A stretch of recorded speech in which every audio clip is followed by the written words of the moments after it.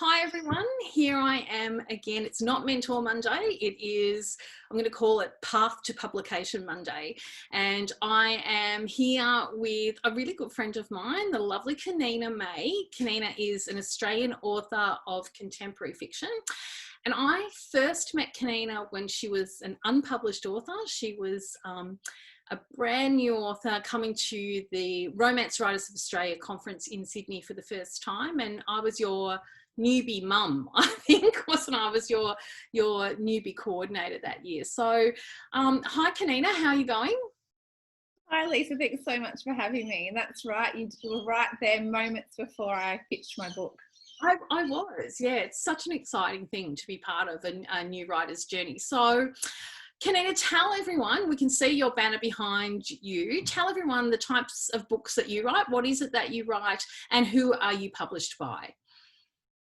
Okay, so my first book, well, my debut, called The One, came out with Harlequin, HarperCollins, in June last year.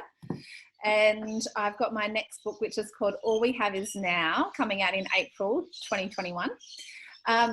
So they are contemporary women's fiction or contemporary fiction, however you want to gel the name. I know some people are against women, so life, lit or something. The One had a lot more romance in it than my second book. And it was inspired by my career background, which was working in television. So it's all like a behind the scenes of a reality television dating show. And it's got a contestant, a viewer and a producer. And the three stories kind of intertwined together. My second book is a bit more heavier in theme and is about three women who work together at a wellness centre. And I'm yet to work on my elevator pitch. I really need to work on that to try and sell it. But it's all about how they want to heal others, but their own lives come unravelling, and can they help others if they can't help themselves? That type of thing. So hopefully I could work out a really good elevator pitch to sell that one. I'm really fascinated by that, Kaneana. Like, that's a really great hook. I can't wait to read that one. And the one is really fast paced, and it's kind of, it's quite a it's really got that reality TV feel about it. So obviously, having worked in the industry, you could bring that that really authentic vibe to the book. So I'm really interested. Are you into wellness? You've been going to a few wellness clinics as part of your research?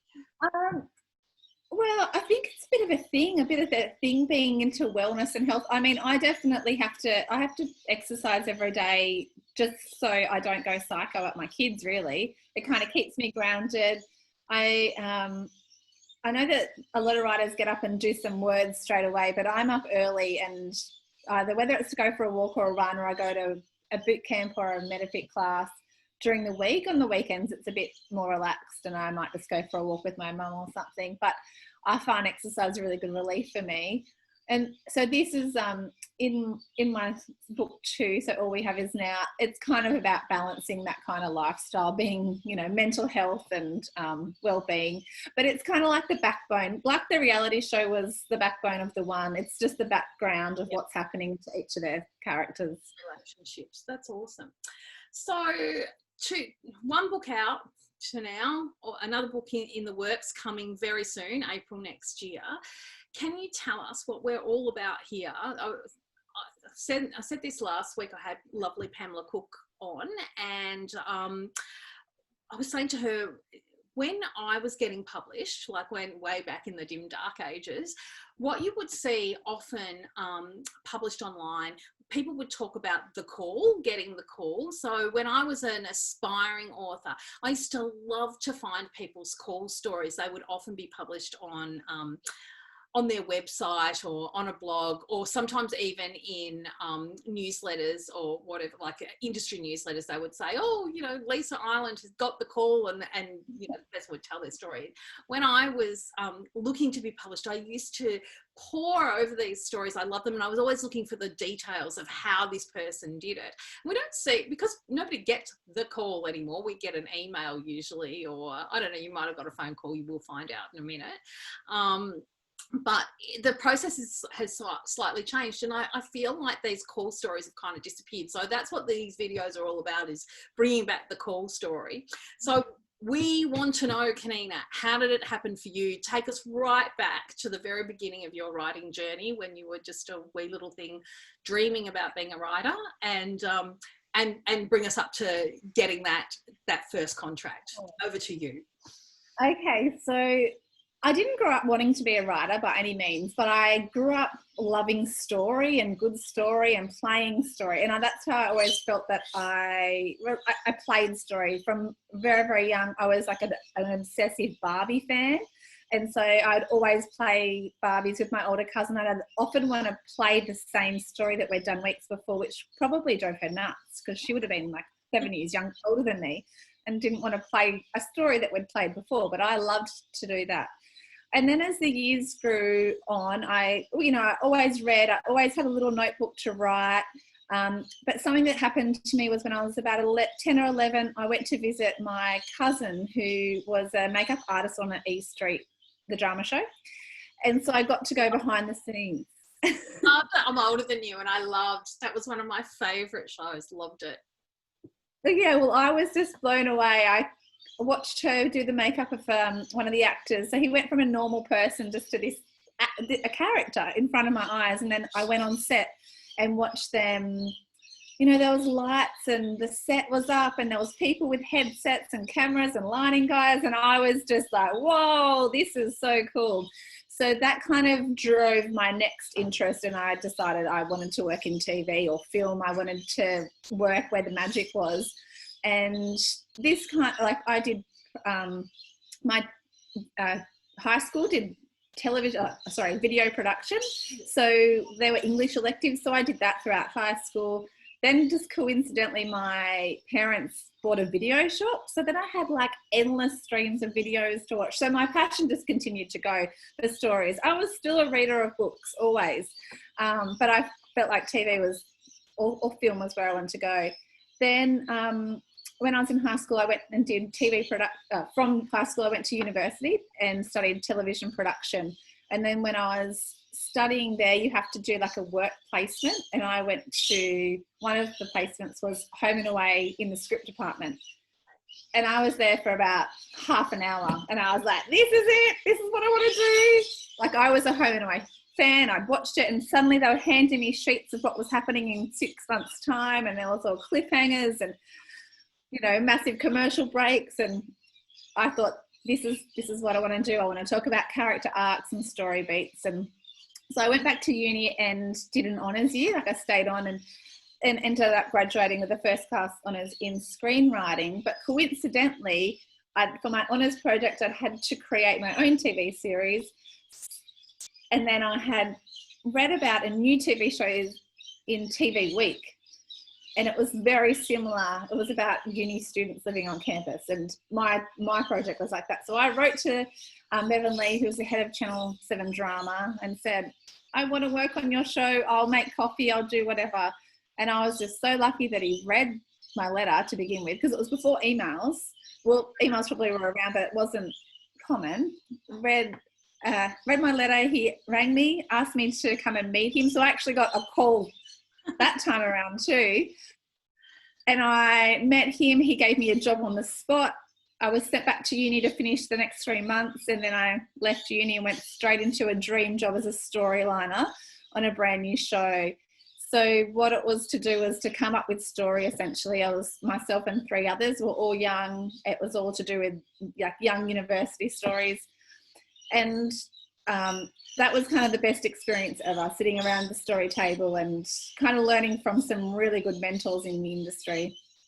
I went on from there and I worked on All Saints in the script department, and then I moved to Home and Away, where I was working in-house but also started doing freelance script writing. So I'd write some episodes which you're contracted to do kind of outside of your normal day job.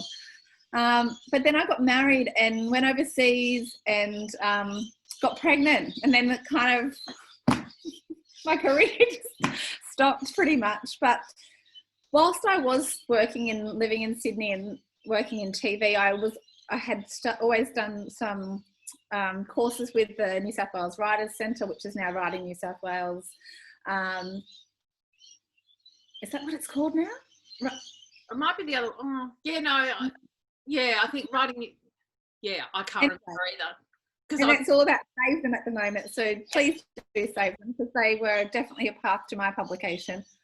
But I always did courses, so I was always writing my own stories, but it was always in a novel form. Like I wasn't going home and writing film scripts or TV scripts. It was writing novels. So I don't know exactly why I did that, but I remember one of my bosses had written a couple of books, and I said, oh, I'd love to write a book one day. And she looked at me and just laughed and said, oh, don't waste your time. There's no money in it, love. Because TV, there's good money. Oh. And she was right. But anyway, so I just kept writing my own book. So that I had, the one was actually my third completed manuscript. I had written a young adult novel, then I'd written a new adult novel, and then I moved up to women's fiction or contemporary fiction. So I felt like I had learned a lot writing those other two manuscripts that I got rejections for, or didn't hear back about, or Can I went to write. interrupt for 1 second, Kaneana? How long from the first so how long was it from the time that you wrote your first manuscript till the time you finished writing the one? So how much time had kind of your apprenticeship, we'll call it, in novel writing apprenticeship? Yeah, well, I started, the idea for that very first book came when we were living overseas, and we were actually flying to London, from London to Ireland. I remember getting that idea, and I remember jotting it down. So that would have been in 2009, and so I would have dabbled in that a little bit, but I didn't seriously start putting dedicated time into it until my son was born in April of 2010. Right.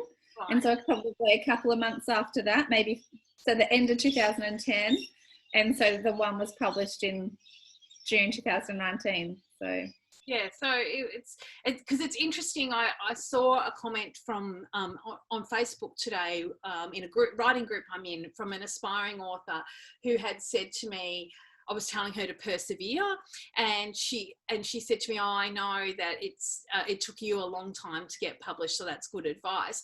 And I just didn't get a chance to get back to her, but what I was going to say to her is that pretty much all authors I know, there's very few I know that have got published in less than, like, 5 years is definitely not out of the average, and 10 years is quite common too. Like when I was first getting published, 10 years was the norm. Like people would, because there weren't the same opportunities that there are now in Australia, there weren't publishing houses for us to submit to. So it has sort of that time frame has come down, but I think a lot of people give up hope when they don't get published within 12 months or 2 years, because I think we focus on, oh, I wrote this book and it took this long and now I'm published. But I don't think people understand that, but that's like the tip of the iceberg, and that the bottom underneath is, like it's years and years and years of work. So we celebrate the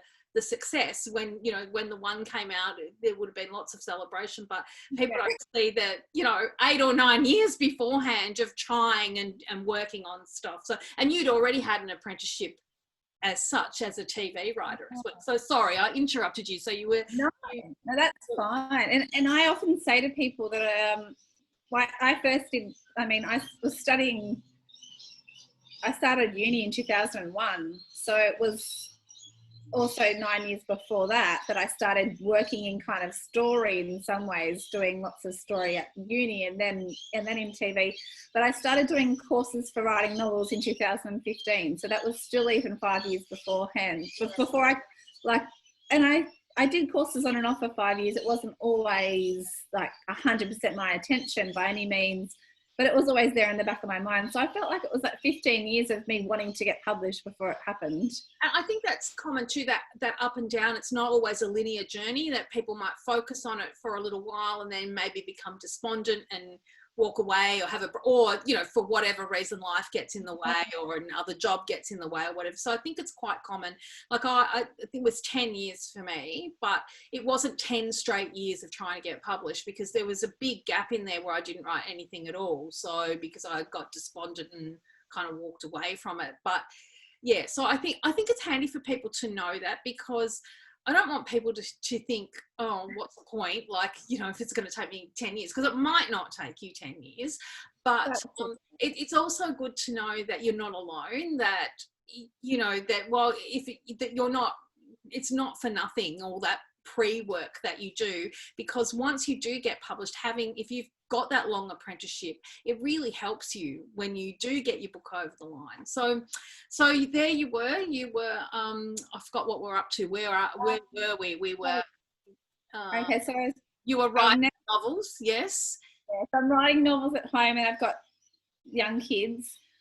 So when I started writing the one, my son was now 5.5, and I had a 2.5-year-old and then a 4-month-old baby. So now I have no idea at all how I did that. But I think it was the escape that I needed some of my own time. But that I went back to find the very first document I'd created on it. And I was like, what was I doing? Like, it wasn't something that I was conscious about, but I went back to find out. And because I had those 2 other manuscripts, and I'd sent them off to slush piles essentially, and I had done a little bit of kind of pitching through the Writers' Centre as well, but nothing that serious. And with the one, I didn't want to rush it off. So what happened was I finished it and I entered it into the Romance Writers of Australia Emerald Awards, so for the unpublished authors. Sure. And it went quite well in that. So that was in 2000. And so that must have been at the end of 2017. Right. And so instead of rushing it off and sending it to the slush pile, I just waited it out. I was just like, no, I want to do this right. I got some great feedback. I got good response, but I got some good feedback. So I went and made some changes. And then I knew that the Romance Writers Conference was coming up, and there was opportunity to pitch there. And I thought, that's what I want to do. I want to meet them. I want to show them how much I want this, and how much, try and sell the story as best I could. So then I continued to do, like, the Romance Writers has online learning classes. So on a monthly, an hour it's called. So I did some about pitching. I did some about blurbs to try and really synopsis writing. I spent so much time with that synopsis writing, which I later learnt my publisher didn't even read. But you never know. But it would have helped you even though the publisher didn't read it, it would have helped, having done that, gone through the exercise, would have helped you hone in your head what the story was about, which would have helped you when you pitched, I reckon. So that makes me feel much better. So yeah, got my ticket, got my pitching schedule, and I was open to pitch to anyone. I basically was like, does anyone want this? Which sounds terrible, but I think we're all like that in the beginning. Yeah. And so my husband drove with me to Sydney, and like every hour on the hour, or even more, I think, I was like, okay, are you ready? And I'd just launch into my pitch again. So he was like, oh, yeah. So I just practiced it. I knew my pitch off by heart. I feel like that was important for me, because if I knew it, I would feel more confident.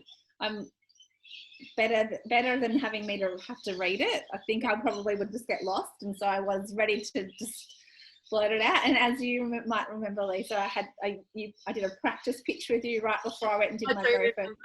And I was confident. I knew you were. I was thinking, if they don't ask for this, I don't know what I'm doing here, because you were really polished and really great. So it was fantastic. So then I just pitched to. Who did you pitch to there? I pitched to about 5, I think. 5, and I got, everyone said send it to them except for one publisher, which was my last pitch, which made me feel really bad. And I was like, what do you mean you don't want it? They just said it wasn't for them. It was not what they were looking for. Out there. We won't out there. But that does happen too. And it is actually, I mean, it's hard on the day, but it's actually kinder of the publisher to say that to you, to say, look, we're not going to pick this up because we don't publish this kind of thing, than to have your little heart, you know, broken later down the track where you do all this work and send it off when they were never going to take it. So, you know, it's a hard thing to hear, but in a way it's a kindness, because imagine, you know, you spend all that time and you're sitting there hoping and they're not really even going to look at it. So, no, so you had, so 4 requests, is that right? Yeah, so 4 requests. And so one of the things I was blown away at that conference was, in one of the sessions, they said that there was a really, like, I can't even remember, it was ridiculously high, the percentage of people that don't send their manuscript in after they've been requested. So true. I was just like, what do you mean they don't send it in? I got home, I sent it on the Monday. I was like, tap, tap, tap, tap, tap, off it goes. You know, that's a really good point that you bring up, because, as you know, I've often been volunteering on the other side and helping newbies, either as the leader or as just one of the helpers. And so I've had a bit to do with pitching over the years. And we often hear from people who they just give the pitch a go, then they actually haven't got a finished manuscript. And so I'm gonna look out to the audience now and say, don't do that. Please don't do that, because for lots of reasons. Like, will it scar you? Like, will it sort of destroy your publishing chances? No, it won't. If you do it and you know, it's not going to be a big disaster. But there are limited pitching opportunities. And here's Kaneana, who actually had a book ready and got it picked up. But sometimes people miss out on appointments because there's high demand, and it's first come. They're time stamped. When people apply to pitch, we timestamp them. And so if you get in first, then your request will be processed first. So if you happen to be, you know, watching a kid's soccer game and you forget to get online to put your pitch request in, you might miss out on the publisher that you want. And then somebody who hasn't even really got a book ready could take that appointment. So please don't pitch unless you've either got something polished and ready to go or really close to. If you've just got 3 chapters and you're just there to, you know, get the experience, please don't do that to someone else. So that's my advice to people going to conferences, unless of course the publisher has said they're open to hearing about ideas. That's a different thing. But if they're saying you need to have a full manuscript ready, please don't take somebody else's opportunity away from them. Plus, Australian publishing in particular is a very small industry. And so if you continually do that, and I know there are people that do, the publishers won't, if they've seen you a couple of times and they know that they've never seen a manuscript from you, they're not going to take you seriously. So, you know, you do kind of shoot yourself in the foot if you're not treating that process with the respect it deserves. But Kaneana was all ready. You had a polished manuscript. And that was the thing. I think it was because I had waited so long. It was ready. It'd been ready for months, like maybe 8 months, or months, like maybe less, once I got all the Emerald reports back and things like that. But I was ready to go. So I sent it off on that very first Monday after conference, and it was 5.5 weeks later that I got the phone call, Lisa. Oh, you got a call? Well, this wasn't for the deal. This was just, I remember it so clearly that I had been to boot camp that morning with my daughter, like it was a mum's one that you take your kids to. We'd come home, I'd made a coffee, and we were sitting and I was playing Barbies with her, which I just felt was so important. Because of my story of, you know, my love for it came from Barbie. I was sitting with her playing Barbies, and I got the phone call, and it was from Rachel Donovan at Harlequin, and she said she'd read the one, she loved it, and she wanted to take it to acquisition. So it still wasn't a deal, but it was.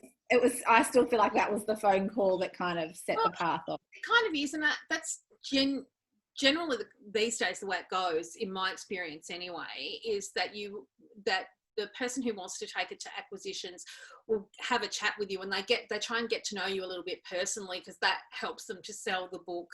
I don't know if Rachel asks you sort of, you know, maybe tell me a bit about your TV background or whatever. I don't know what she said to you, but oftentimes they're looking for selling points that they can go in and say, I've spoken to the author, she's really personable, she's really bubbly and friendly, I think she'd be a great brand ambassador. All that sort of stuff goes. It's not, I mean, it's a lot about the book. Obviously you can't get there without the book, but those things count too, because if they think that, you know, you're a marketable brand, that you as a person are going to be able to get out there and talk to readers, if you're going to be, I mean, these things are not essential, but they're kind of nice cherry on top. So generally they will ring you and have a little chat to you and find, and also maybe find out a little bit more about the book, you know, your inspiration for the book, that kind of thing, so they can take that to sales and marketing, and then, or to acquisitions rather, and then hopefully get the deal across the line, which they did for you. Yeah, and so I'm that. I mean, I remember that part of the phone call quite clearly. I'm sure she did ask me questions like that, but I was going out of my body at that point, having an out of body experience or something. And it was 6 days later that I did get another phone call, but I was teaching that day, so I just saw that I had a missed call, and so I listened, and I was running to sport. I'd just done an exam supervision. I listened to it in the bathroom going, what's the message? And it was a really long-winded message, and finally at the end she said, oh yes, you've gotten a deal. So it was all very, so then I had to go out to sport and play sport, well, supervised sport, but I ended up playing sport with the kids for 2 hours. And before I got to, she said, I've sent you an email, but I couldn't check my emails because I was working them. So that was very clear. But it was really quick from then, because that was, so that must have been late September-ish, October. I can't remember quite, but then it was a quick turnaround to the release the following June.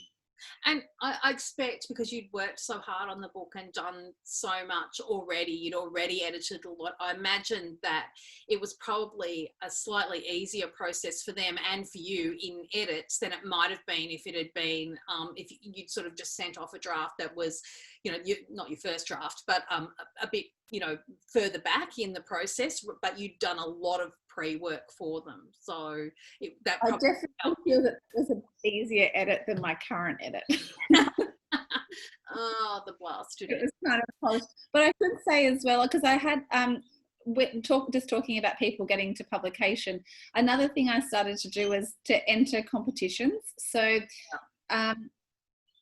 and this came about before the one. It all kind of coincided within the same year.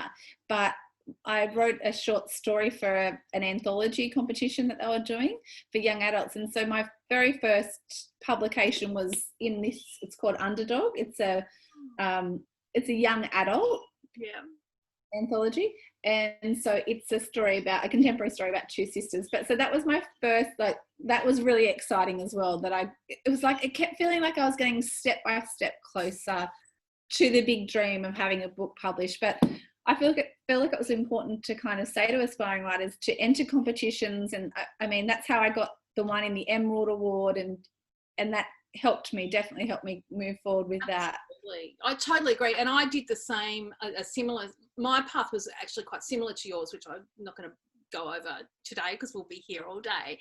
But my first publication was actually in an RWA anthology, which was then called, it was the Little Gems, and it was Emerald. It was like 100 years ago. No, it'd be out of print now, but I think it was like 2012, something like that, maybe 20. It's a lot. No, it was more. It was more before that. It was probably even, I don't know, maybe 20, actually it might have been 2006 that one. So, but then I didn't get anything published for a really long time. But you're right, I also entered the Emerald. I won, I don't know what the competition's called now. It was called the High Five when I won it. I think it's then went on to be called good beginnings or great, I don't know, so it's the first chapter or what, so that's my first sort of thing. I won that competition, then I placed in the Emerald, not placed, but like got through to the second round in the Emerald. And so it's exactly the same. All the things you're talking about, they're all things that I did and that I would recommend too, entering the competitions, even for the hard feedback, because as we both know now, this is a hard industry, and there's going to be a lot, whether it's from your editor or whether it's from a reader, or there's going to be, it's not all going to be beer and Skittles. There's sometimes people are going to say nasty things, and it's good to expose yourself to that pre-publication to develop that kind of thick skin. So that's what I'm going to ask you now before we go, because I always think I'm going to get out of these things in like 15 minutes, but I gas bag too much, and so they end up being long. But I really want to ask you, Kaneana, have you got some gems for aspiring authors, something that you that you wished you knew before you were published, or just some top tips that what you really would like aspiring authors to know? Oh, well, I was going to say that the doubt doesn't stop. I'd always assumed that once you became published, then like the highway would be clear, that you would just be going. But I've since discovered that the doubt is still there, and probably even more so. And as you're just saying about the thick skin, I think that drive to always want the book written, I don't ever think I necessarily thought about readers reading my book. I wanted the book published, but then suddenly I'm like, oh, I don't want people to have opinions on it and not like it. I only want people to say lovely things. Like, that's definitely hard. I mean, if you said, or does it depend on the day? Do you get upset if you get negative reviews? Do you read them? Does it bother you, or does it depend on the day? I think it probably definitely depends on the day how I take it to the extent. But if I'm in a bad mood and I want to send myself into a worse mood, all I have to do is go into Goodreads, and I don't see any of the 5 or 4-star reviews. I don't see any of those lovely comments. I only see 2 stars. I can just kind of, even a 3-star, I'm like, what's with that? 3 stars not good. Like, I mean, that's a stupid thing. So I've had lots of readers say that they're actually shocked when they hear writers talking about how they got a 3-star review and they're a bit down the mouth, and they're like, but 3 stars is good. It says on Goodreads, 3 stars. I enjoyed it, and they're sort of reassessing. Oh, I've given lots of books that I liked 3 stars. Everyone's got their own version of it, but for writers, we're like 4 or 5 stars, nothing else. We don't anything less than that. We're brokenhearted. That's right. So that's been that was a hard thing to learn. Like, oh man, it's not going to be easy. Still, there's still all that sense of doubt and wondering. And what else was I going to say? Oh, one thing that I was really blown away by was the welcoming support of established writers like yourself. There's so many of them that I can't believe how many reach out and really welcome you into the circle. There's no, I feel like TV was always a little bit of a competitive field, but other writers don't do it that way. The more the merrier. Help if I can. I think that is, the culture has come from about, like, people did that for me when I was starting out, and so I want to pay that forward, and obviously now you'll be the same, is that if you've been treated well and welcomed in, it makes you sort of really want to do that for the next generation of writers coming through. But you're right, I think I do think both of you and I have come in, even though neither of us are writing romances as such at the moment, but we've come up through the romance community, and I do think that there is, romance writers in particular are particularly welcoming. I mean, I'm not to say that other writers aren't, but that's been my experience, that the romance writing community, at least here in Australia, has been very warm and welcoming. Yeah, and I think that's for a little while I didn't become a member of the romance writers. I kept thinking, no, well, I'm not really a romance writer. I want to write more about women's stuff, but then once I joined, I realised that there was so many genres in the of the spin-off genres that I had no idea about, and then it didn't really matter that everyone just kind of was like, you write what you write and we'll help you along the way. That was something.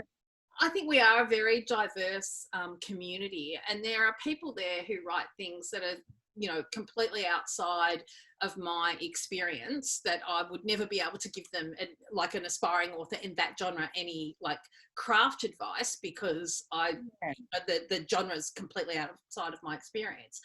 But in terms of the journey and being part of the community, I think we're all very much equal. So I've really enjoyed that aspect too.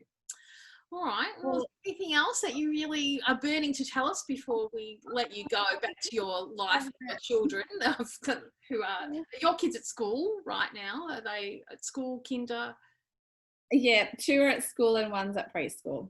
Okay. So I said this is like my end of my work week as such, because I have the little one home tomorrow and Friday. But she's off to school next year. I was probably just going to say that another thing I didn't realise was how much behind the scenes stuff that you're required to do in terms of promotion, book promotion.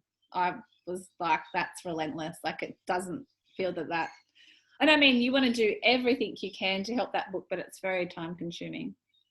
Yeah, I didn't realise that either. And that's actually grown since, I think, like, I don't think it was as onerous in the beginning. And I think as it's interesting because I've just brought out a book, obviously during the pandemic, and to combat the fact that we couldn't go out in public, like we couldn't go and do events, there's been, of course, all the online events, which have been fantastic and a really great replacement.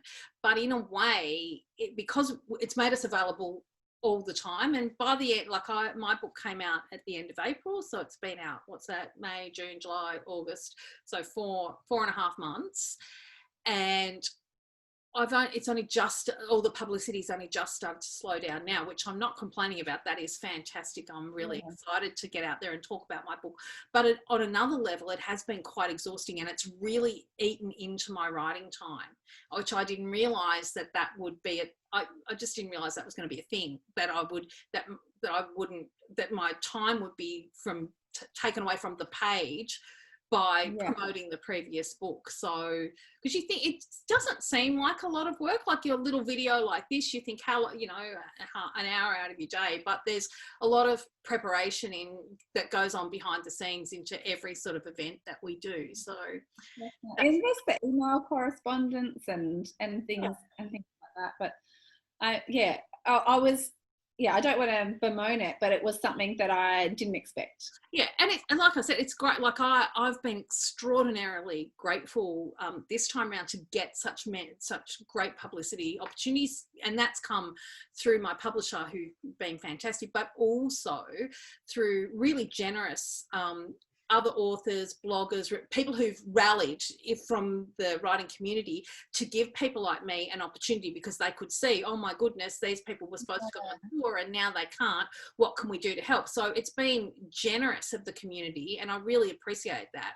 But I do think that it's just something to be, it's not something to be negative about, just something, or to, like, it's a great thing to happen, but it is something to be mindful about managing your time, and also managing your mental state, like you can say no to things, and people understand too. If you, like, we've tried to do this interview, this is our third round, but the first week I had to cancel, then you had to cancel. People understand. Like, obviously it would depend on who it was. Like, for instance, if Channel 10 rang me up to do an interview, I probably wouldn't cancel on them. So, but what I mean is generally people within the industry are understanding, and if you can say, look, I'm overcommitted that week, could we make it the next week? You know, you don't have to say yes to every single thing if you don't want to burn out. So do you think this is going to change the culture of book promotion? I think, I do think, like, if you think about it from a publisher's point of view, and this is just my own personal opinion, I've got no idea, no insider insights into this, but if I were a publisher, like, I know, for instance, I've done quite a few remote events in WA this time around. Well, last year I went on tour to WA, but this year I've done a lot of online events. Well, to go to WA, to fly me there, have me stay there, pay all my expenses, whereas I can sit in my lounge room and still do a library talk. I think there might be, I still think live is great because you never connect with readers the same way over the internet as you do in person signing their books. So I don't think those events will disappear, but it might allow us to do more than we would have before. Like, so in the past where you might have, so I'm based in Victoria, I might have done a Victorian and New South Wales tour. I might still do that, but then they might say, okay, but you can do South Australian events and Tassie events and WA events remotely, which at least that gives those readers a chance to participate and to hear the authors talk in a sort of a semi sort of intimate setting. It's not the same, but you know, it gives them some sort of access to authors that they might not have had before, particularly like places like Tassie. Like, I've been wanting to go to Tassie on tour for ages, but it's, you know, there are some logistical problems in when you're going to a small state like that. There needs to be, for a publisher to want you to go there needs to be enough interest, enough libraries, enough bookshops or whatever prepared to have you host you. And you might have one or two really excited parties over there, but that might not be enough, particularly if you live in, say, Western Australia. They're not going to fly you from Western Australia to Tasmania, like, even if you're a really big name, unless there's, you know, a lot of publicity that's going to be generated, because it just doesn't financially work for them, I don't think. So anyway, I think it might be a way to get authors into places that they might not have been before. And you know, these sorts of opportunities, these are the things that I've loved, is like, you know, getting together with people like you. I can do this easily. You're in your house, I'm in mine, and we're having this really, you know, like, whereas we don't live in the same state, so that wouldn't happen normally easily, whereas we can do it anytime we want now. So I think that's a silver lining, isn't it, to have come out? Yeah, definitely. Anyway, I think I'm going to wind up here, Kaneana. Thank you for giving me so much of your time today. I really appreciate it. Don't forget, everyone, Kaneana's book is coming out. Give us the title again, the new one. All We Have Is Now. All We Have Is Now. And that is April in 2021. We're really looking forward to that one. All right, thanks again, Kaneana. And guys, I will see you next Monday for Mentor Monday. See you then. Bye. Okay.